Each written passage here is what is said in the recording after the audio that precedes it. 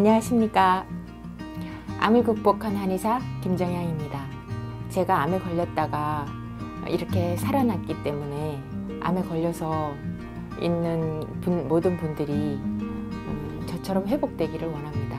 제가 말기암까지 갔다가 지금처럼 정상적으로 진료를 하기까지 회복된 것을 보고 어떻게 그렇게 잘 치료가 됐습니까?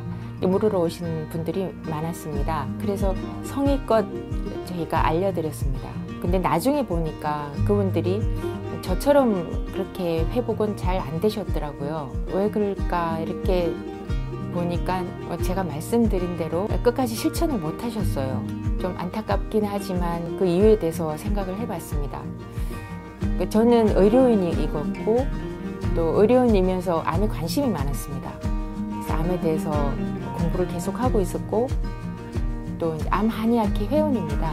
암 치료 사례에 대해서도 많이 접했고 저는 암에 대해서 좀 알고 있었지만 일반인들은 암에 대해서 잘 모르기 때문에 불안한 마음이 두려운 마음에 제가 알려드린 그 방법을 끝까지 실천을 못 하셨구나 그런 생각이 들었습니다. 암이 어떻게 생기는지 암을 치료하는 방법에는 어떤 것들이 있는지 이런 거를 먼저 알려드려야 되겠구나 그런 생각이 들었습니다. 암이 생기는 이유에는 크게 이제 두 가지 학설이 있습니다. 암은 세포 안에 있는 그 유전자가 돌연변이를 일으켜서 암이 생긴다고 하는 학설이 있습니다. 세포 안에 있는 유전자가 돌연변이를 일으켜서 비정상적인 세포로 변했다. 그러니까 그 암세포는 비정상적이니까 죽이는 방법밖에는 없다. 그래서 지금 병원에서는 수술을 해서 도려내고 방사선 치료를 해서 암세포를 죽이고 항암 치료를 해서 암세포를 죽이는 치료를 하고 있습니다. SMT 이론이라고 합니다. 또 다른 학설에는 암은 유전자 돌연변이로 인해서 생기는 게 아니다.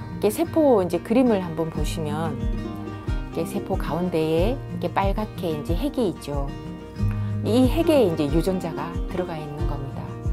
그런데 세포는 그 핵, 그 주변에 여러 기관들이 있는 세포질이 있어요. 그 세포질에서 그 기관들이 많은 기능을 담당하고 있습니다. 이 세포 주변에 있는 주변 환경이 너무 좋지 않으면 이 세포가 정상적으로 못 살겠다. 정상적인 상태로는 못 살겠다. 암세포로라도 변해야지 내가 살아남을 수 있겠다.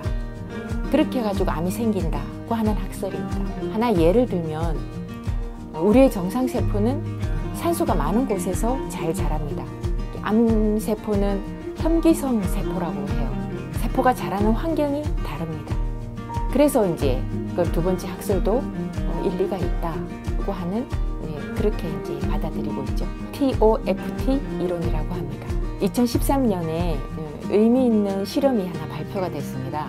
정상적인 어떤 세포에서 정상적인 핵을 빼냈어요. 그리고 거기에 암세포를 집어넣었습니다.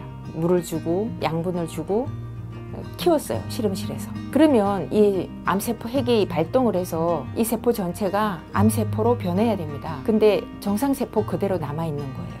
한 번 더 설명드리면 정상적인 세포에서 정상적인 핵을 빼내고 암세포 핵을 넣었어요. 거기에 물 주고 영양분을 주고 키웠습니다. 그러면 암세포로 변해야 돼요. 그런데 정상세포 그대로 있는 겁니다. 이 말은 무슨 말인가 하면 세포핵에 있는 유전자 돌연변이로 인해서 암이 생기는 게 아니다. 암을 죽이는 치료만이 전부가 아니다. 이 말이죠.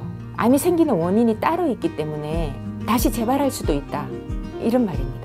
정반대의 실험을 또 했습니다. 암세포에서 그 암세포 핵을 빼냈어요. 그리고 거기에 정상세포의 핵을 집어넣었습니다.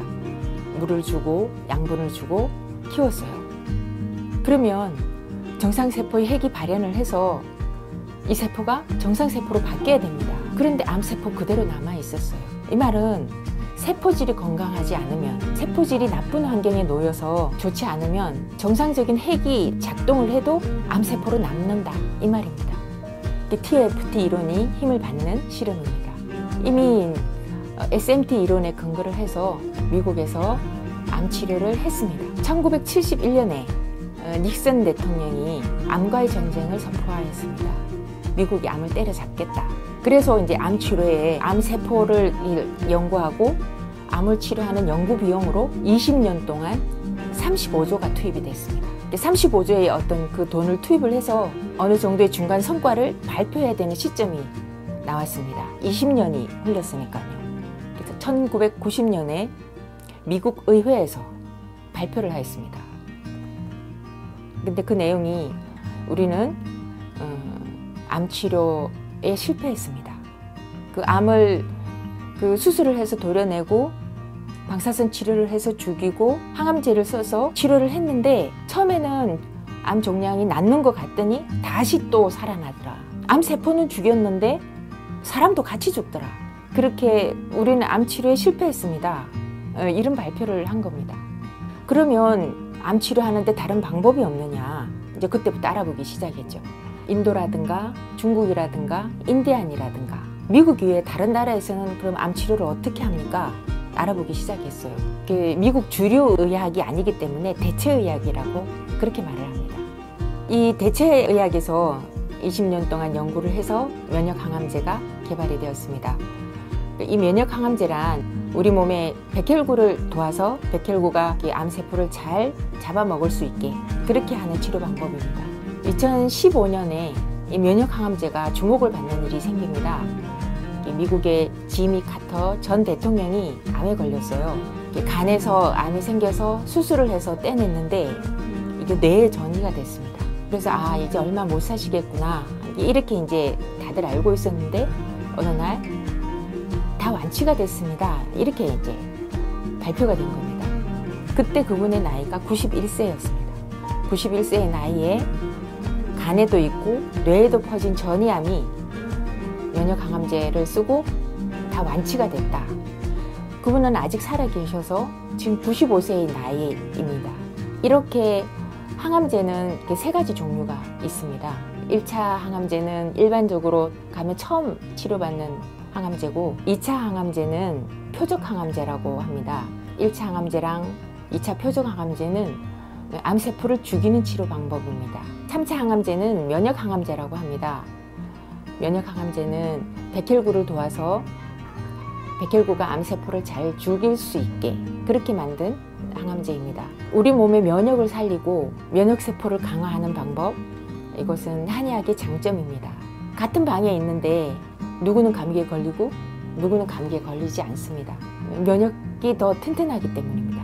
이렇게 면역을 살리고 면역세포를 강화하는 한의학이 항암치료를 받을 때 도움을 줄 수 있는 이유입니다. 지금 암을 앓고 계시거나 암에 걸린 분을 가족으로 계신 분들은 한번 상담 받아보시기 바랍니다. 부족하지만 도와드리겠습니다. 감사합니다.